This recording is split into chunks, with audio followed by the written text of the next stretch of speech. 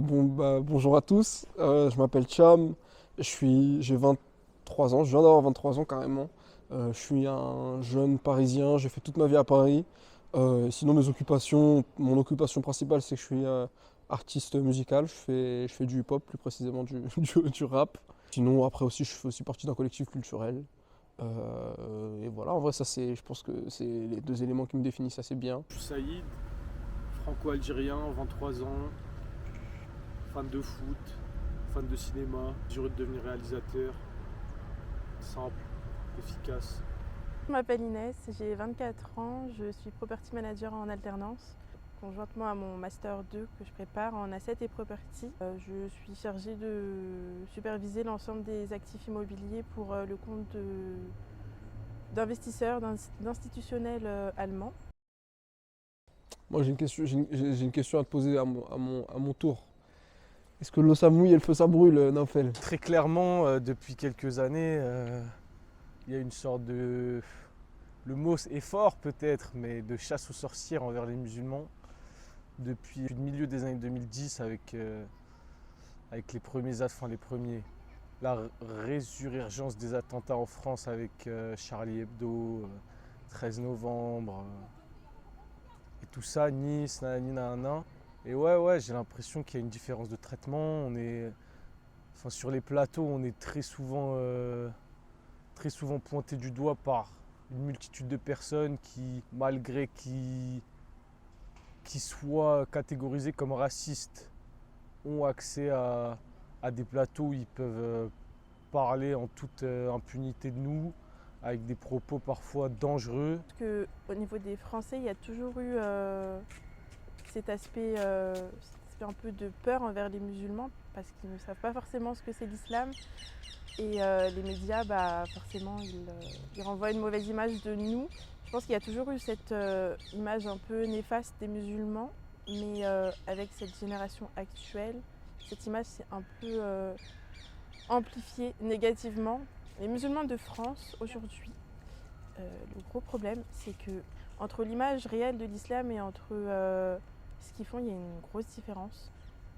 Que ce soit par rapport au comportement, que ce soit juste le comportement avec les gens dans la rue, même dans les transports en commun. Euh, les gens crient, les gens se comportent mal, on est pointé du doigt avec les émeutes, on a été encore pointé du doigt. Les gens ne se rendent pas compte qu'avec le comportement qu'ils renvoient, ça amplifie cette image néfaste des musulmans, alors que l'islam, c'est pas du tout ça. L'islam, ça nous demande de nous comporter convenablement avec les gens, de parler correctement, d'aider les autres. Et malheureusement, le comportement des jeunes d'aujourd'hui ne suit pas. Un problème relatif à l'islam, c'est même un problème relatif à l'arabité, je pense, plus précisément, dans la mesure où l'homme occidental est conscient du pouvoir impérialiste de l'homme arabe.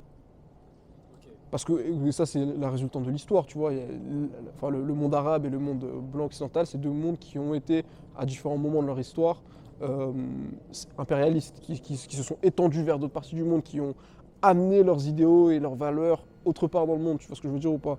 Et typiquement, moi je pense qu'il y a toujours cette forme de crispation par rapport à l'impérialisme arabe, parce que je donne un exemple. On connaît un certain nombre de limites raciales, de discrimination raciale, mais c'est un peu bon, voilà, au final, un noir, dans tous les cas, tu vois, il ne peut pas porter atteinte à l'intégrité même du système occidental. Parce que même quand tu creuses par rapport à nos principes, à nos valeurs fondamentales, on a repris, par exemple, l'islam, qui est la religion majeure d'une partie de l'Afrique subsaharienne, elle nous a été amenée par les Arabes. Et l'autre exemple, c'est le christianisme qui a été amené par les Occidentaux. Donc tu vois, on ne se base pas sur un socle depuis lequel on pourrait s'étendre et devenir impérialiste, parce que ces valeurs-là ne nous sont pas intrinsèques. Alors que le monde arabe, eux, les valeurs de l'islam sont intrinsèquement liées au monde arabe. Et du coup, je pense qu'il y a il y a une forme de peur inavouée de la capacité impérialiste du monde arabe. Ça se manifeste par plein de raisons différentes, hein. Je pense que c'est plus facile dans cette logique-là d'être musulman noir en France que d'être musulman arabe. J'ai l'impression que tous les problèmes, dès lors qu'il y a un problème important en France, pour détourner l'attention du grand public, on a tendance à se reporter sur des sujets qui nous concernent. À longueur de journée, on répète qu'il ne faut pas faire d'amalgame entre musulmans et terroristes. Et que voilà, quoi, il y a des bons musulmans, entre guillemets. Sauf que c'est bien beau de tenir ces paroles-là et de tenir ce discours-là. Sauf que si dans les actes après, ça ne coïncide pas, bah, y a un problème. Et j'ai l'impression qu'il y a un discours qui est en train de se... Enfin, qui monte depuis quelques années, qui a tendance à tous nous stigmatiser. Toi, tu penses que c'est vraiment plus par rapport à l'ethnie que la religion? Bah, les deux sont intrinsèquement liés parce que du coup, il y a une forme d'amalgame qui est fait par l'homme occidental blanc entre l'islam et l'arabité. Enfin, tu vois, typiquement, je vais donner un exemple, hein, mais toute la polémique qui entoure le port du voile, c'est un type de voile précis. C'est le voile qui va être donc le voile noir, le tissu noir que les femmes arabes vont mettre comme ça. Des fois, ça peut arriver que des femmes noires le mettent, mais donc c'est quelque chose qui est issu des traditions culturelles arabes, tu vois. Mais par exemple, pour autant, dans les communautés subsahariennes, les femmes respectent toujours cet impératif de pudeur via d'autres moyens. On appelle ce qu'on appelle le moussor en wolof, c'est les petits tissus en wax des fois que les femmes africaines peuvent mettre sur leurs cheveux, etc. Techniquement, ça répond au même impératif de pudeur et de se protéger face au regard masculin en un sens, etc. Mais la pression politique et culturelle qui va peser sur ce genre de couvre-chef va être beaucoup moins grande que celle qui va être posée sur le voile qu'on pourrait caractériser le voile noir arabe. Donc ça, c'est un exemple, c'est un petit exemple, mais qui montre que c'est vraiment un rapport de force en fait idéologique entre l'Occident et le monde islamo-arabe, parce que l'Occident a conscience et a peur de la capacité impérialiste du monde arabe.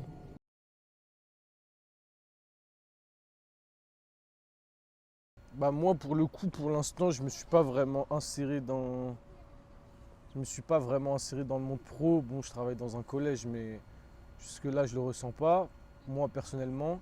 Mais j'ai conscience dans le futur et pour certains postes, évidemment, qu'être musulman, ce sera un frein. Et ça peut être un frein pour certaines carrières professionnelles. On a plein de témoignages de femmes voilées à qui on met constamment des bâtons dans les roues du fait du port de leur voile. Alors, je porte le voile depuis 2 ans. Bien évidemment, avant que je porte le voile, j'avais beaucoup plus de facilité à trouver un emploi. Là, c'est plus compliqué, mais je pense que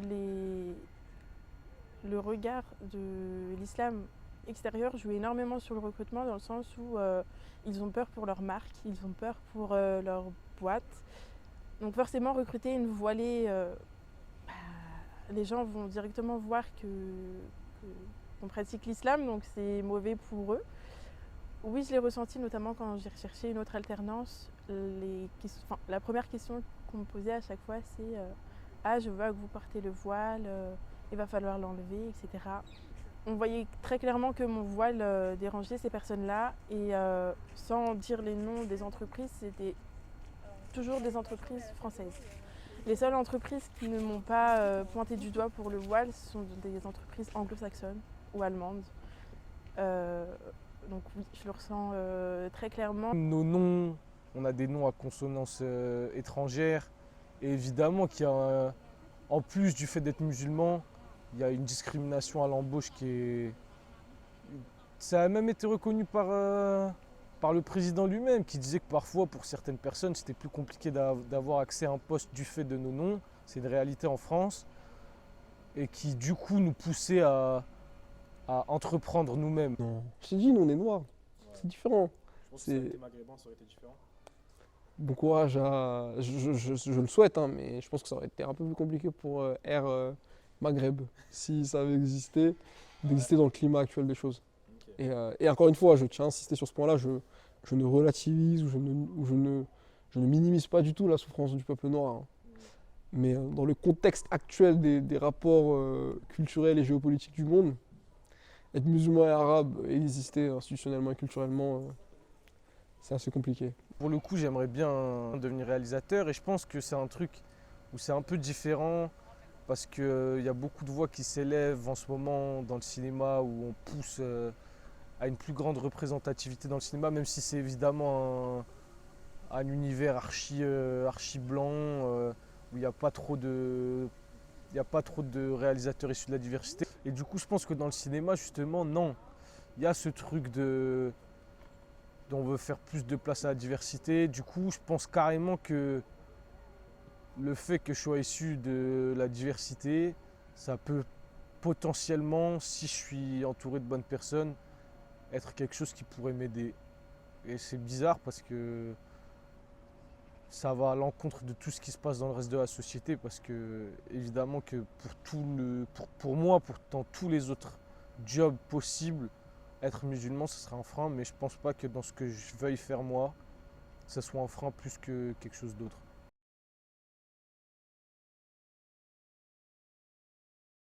Je peux être un noir musulman. Si je suis un noir musulman républicain, Ouais. non. Donc, enfin, noir musulman.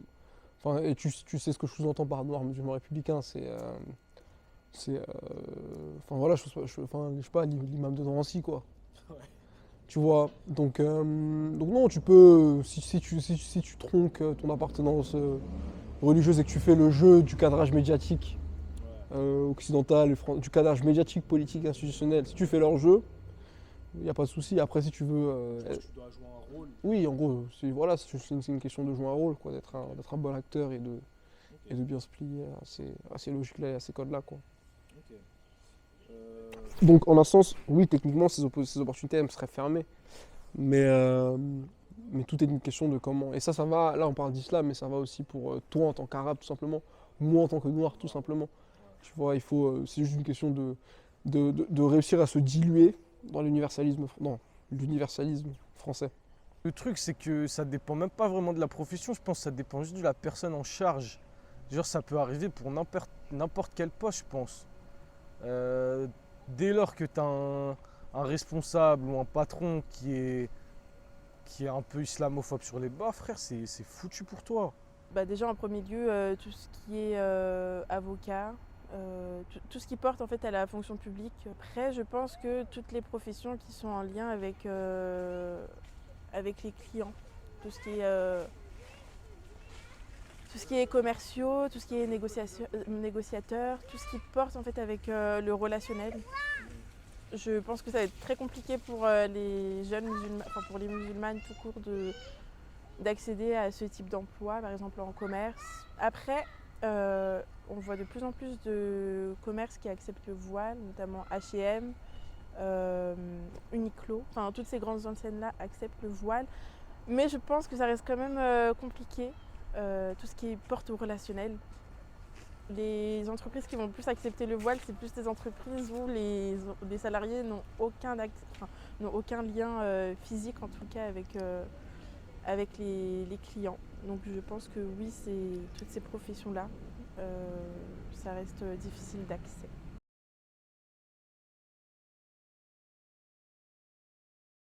Alors jusqu'à maintenant, j'ai jamais eu de problème, moi personnellement, d'actes directement islamophobes à mon encontre. Mais j'ai bien conscience que tout ce climat de chasse aux sorcières, de stigmatisation des musulmans, tout ça entraîné par les médias et par le pouvoir politique qui a une responsabilité énorme d'après moi, évidemment que ça crée un climat dangereux pour les musulmans parce que les discours auxquels on nous bassine à longueur de journée, ça peut évidemment rentrer dans la tête de gens qui seraient plus enclins à s'y trouver dans ces discours et évidemment que ça peut pousser des gens à passer à l'acte et on peut on peut avoir en France, évidemment qu'on peut avoir en France des attentats islamophobes comme il y en a eu en Nouvelle-Zélande il n'y a pas si longtemps que ça. Donc oui, évidemment que le climat actuel en France est dangereux pour les musulmans. Ouais, bon, je regarde pas trop la télé, quoi, donc oui. Enfin, donc non, je me sens pas plus en danger parce que je regarde pas la télé, mais ou que. Donc, tu vois, j'ai réussi à éteindre les sources les plus négatives, donc, donc les chaînes d'information classiques, etc. Et donc, du coup, bah, maintenant, je conditionne. Comme on dit, si tu veux changer le monde, commence par changer ta maison. Donc, moi, je travaille autour de moi. Je suis un homme aussi, donc ça joue, tu vois. Quand je marche dans la rue, ça c'est même au-delà de la question d'islam, tu vois. C'est même, je suis un homme noir, donc quand je marche dans la rue, c'est moi qu'on considère comme un danger. Tu vois, je suis pas menacé, c'est moi le danger. Walter White, Breaking Bad. Donc voilà, tu vois. Non, pas particulièrement plus. On pourrait, là, du coup, j'imagine que tu poses la question par rapport à tout ce qui a été les attentats islamophobes qu'on a vus, etc. Mais étant donné qu'il n'y en a pas encore eu, et c'est con de réfléchir comme ça, hein, mais il n'y en a pas encore eu un, tu vois, où il y a comme en Nouvelle-Zélande, des trucs comme ça, où ils sont arrivés, il a shooté des dizaines de musulmans et tout. Non. J'habite à Paris, je ressens moins le danger. Par contre, si j'étais dans une autre ville que Paris, oui, je pense que je me sentirais vraiment en danger. Là, je ressens un petit danger. Avant, je le ressentais pas du tout. Mais là, je ressens un petit danger suite à ce qui se passe en Palestine et en Israël, notamment suite aux attaques du Hamas. Avec les réseaux sociaux, on voit de plus en plus de femmes voilées ou de mosquées attaquées. Et c'est vrai que ça fait un peu peur. Mais sur Paris, en tout cas, je me sens moins en danger. Parce qu'on est quand même une forte population musulmane. Et comme il y a beaucoup de touristes, etc., les gens ne pensent pas qu'ils oseront faire des attaques ici. Mais en tout cas, dans d'autres villes de France, je pense que je me sentirais vraiment en danger. Les médias, on n'oubliera pas les gars, vous avez une responsabilité très grande dans ce qui se passe en ce moment en France et de comment les musulmans sont perçus par le reste des Français et comment votre traitement de notre communauté a poussé notre pays dans une tendance très très très à droite. Votre stigmatisation des musulmans, votre tendance à tout le temps nous ressortir les mêmes sujets, à tout le temps pointer du doigt des pratiques qui seraient associées à notre foi, vous êtes les principaux responsables de ce qui se passe en France à notre rencontre. Je pense que c'est un moyen de faire un peu couler certaines positions politiques. Les médias ont un énorme pouvoir sur les Français, enfin sur le peuple en général, et ça fonctionne plutôt bien. Si je prends l'exemple par exemple des abayas, en septembre quand ça a fait la polémique, en fait pour couvrir le fait que l'éducation nationale fait un peu, si je peux me permettre, de la merde sur les lycées et écoles concernant l'harcèlement que certains élèves subissent, le manque de professeurs, le manque de confort dans les écoles. Pour camoufler tout ça, faut forcément trouver une cible. Le cadrage médiatique qu'on observe actuellement qui révèle une forme de peur, tu vois, de peur limite irraisonnée de l'impérialisme musulman qui est infondé, hein, parce que je doute que les musulmans ou les arabes aient une vocation à imposer de manière impérialiste leurs idéaux et leurs valeurs en Occident. Ça fait vraiment, enfin tu vois, cette peur en gros irraisonnée fondée sur des idées reçues, des stéréotypes raciaux, ethniques, religieux, je suis désolé de le dire, mais ça fait écho à un climat dans un certain pays d'Europe de l'Est dans les années 30, tu vois. Si les médias arrêtaient de parler sans cesse de l'islam, évidemment que le climat serait beaucoup moins anxiogène pour les musulmans, bien sûr. Mais après, les médias, comme toute autre entreprise, il y a une question d'argent. Et parler des musulmans, ça fait des audiences. Faire des audiences, ça fait de l'argent. C'est le résultat d'une peur culturelle générale fondée sur l'ignorance. J'aimerais avoir foi en mon peuple. J'aimerais avoir foi en mes concitoyens. Mais force est de constater que... C'est pas le cas. Non, c'est pas le cas. Pourquoi ? Parce qu'on voit très bien que les partis d'extrême droite sont en train de monter en flèche. Là, aux dernières législatives, on a eu un chiffre historique pour le FN qui a fait genre 80 sièges, c'est une première dans l'histoire. J'aimerais que les Français ne se fassent pas endormir par tout ce qui leur est dit, mais force est de constater que le discours passe, ils trouvent des gens en qui ça résonne.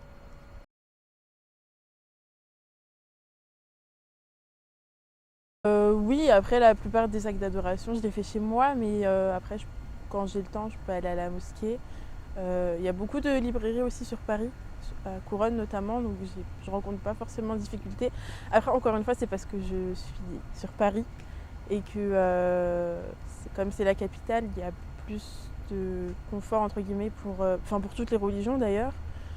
Mais je rencontre pas forcément de difficultés.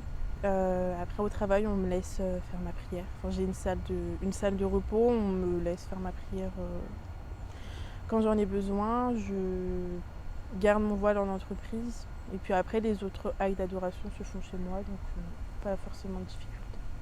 Ah, évidemment que c'est dur de rester accroché et de maximiser la pratique de sa religion, on va dire.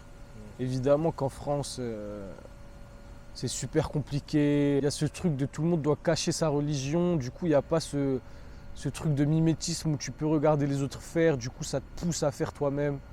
C'est vraiment...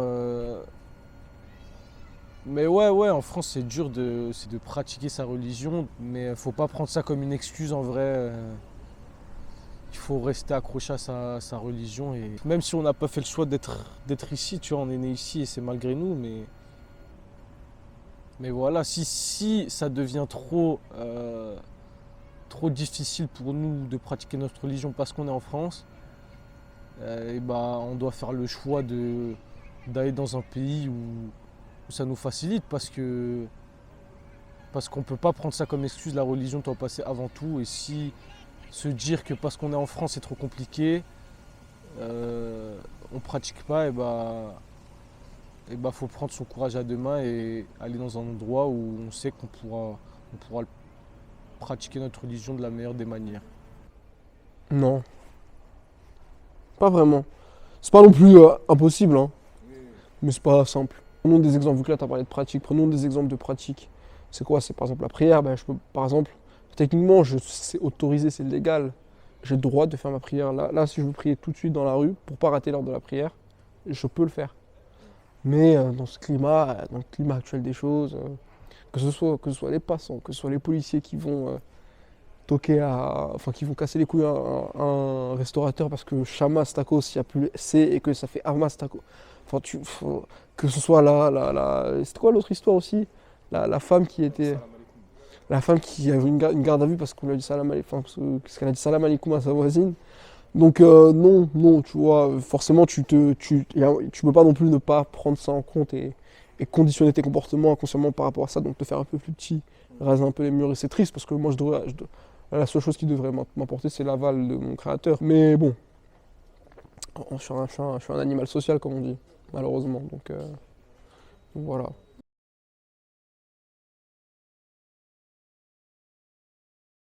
Je suis pas français en fait, je suis parisien. Donc je veux vivre à Paris, oui. En France, non. Mais ça, c'est depuis que je suis né que c'est comme ça. Tu vois, parce que je me fous un peu de la France, tu vois. Non, je vais rester en France juste encore quelques dizaines d'années, je pense, le temps d'évoluer en compétences dans le domaine que j'exerce, mais je ne me vois pas vivre en France plus tard.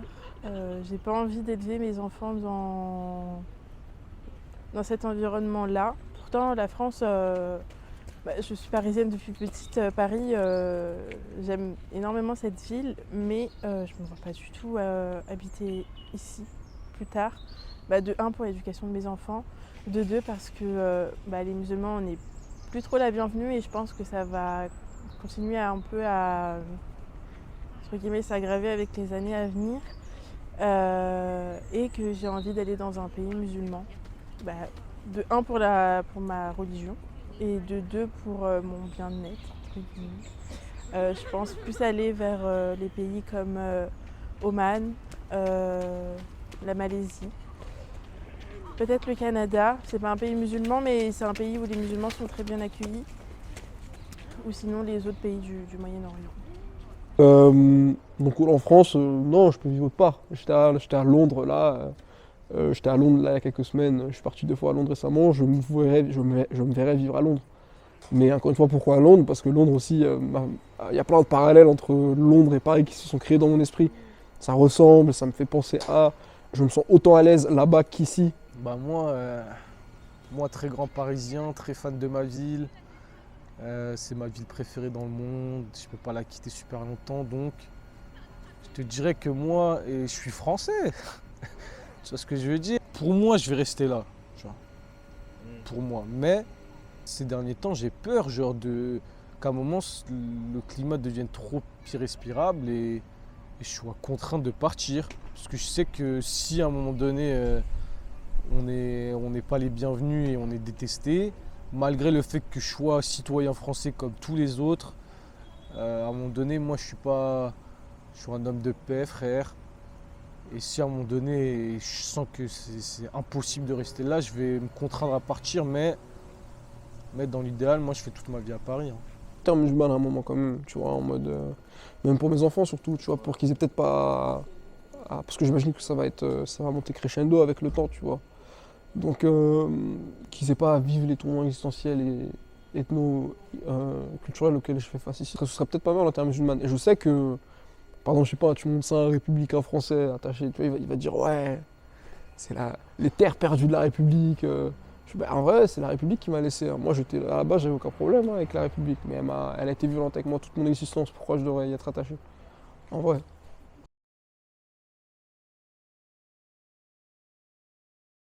Perdu un peu, t'es entre plusieurs mondes, il y a plusieurs trucs qui te tiraillent. Dur de faire la part des choses, hein, parce qu'on est des Français, on vit dans une société occidentale avec tous les bienfaits, toutes les dérives qui s'y rapportent.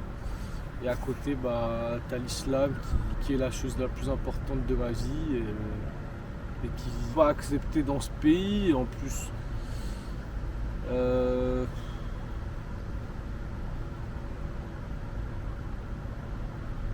ouais, je sais pas, c'est vraiment le mot, c'est perdu, frère. D'un côté, c'est relou, enfin, c'est pas idéal, tu vois, c'est pas super facile au jour le jour. Mais, en vrai, c'est lourd, parce que du coup, tout ce que j'accomplis, c'est relié à une forme d'histoire générale, de rédemption et de surmonter les obstacles existentiels et culturels auxquels on peut faire face, tu vois, que ce soit en tant que noir ou en tant que musulman, tu vois. Donc il y a un narratif qui est beau en fait dans tout ça. Je suis content parce que je suis en mode. J'en parlais avec Lucien hier, je lui disais en gros, je suis content d'être né pauvre, noir et musulman parce que du coup, je pense que c'est ce qui fait qui je suis et qui me donne aussi la fougue et la volonté d'accomplir les différentes choses que je suis amené à accomplir dans mon existence. Je pense que si j'étais riche et blanc, bah, d'une part, j'aurais pas grand chose à raconter, et d'autre part, j'aurais peut-être pas eu autant de motivation. Donc en vrai, c'est ça ma réponse en vrai. C'est ça en vrai. Genre là, j'aurais aimé avoir une conclusion plus solennelle, mais là, je suis transparent dans cette discussion, donc je vais conclure sur ce point-là. Beaucoup de préjugés. Après, moi, je suis pas très typée maghrébine, donc j'ai pas j'ai moins ce côté. Du moins, avant que je portais le voile, j'avais pas du tout de problème. Avec le voile, je vois pas trop la différence. Vraiment, sincèrement, quand je suis à Paris, j'ai vraiment pas de problème. Après, oui, il y a toujours des préjugés. C'est flou, tu sais pas par quel bout prendre le problème. Ouais, ça me fait penser à Rami, frère. Rami, la meilleure série du monde, sur un Égyptien new-yorkais, musulman, et tu connais, il est perdu entre les tentations de l'Occident, sa religion, ce qu'il a envie de faire, parfois ça peut aller en contradiction avec les préceptes de notre foi.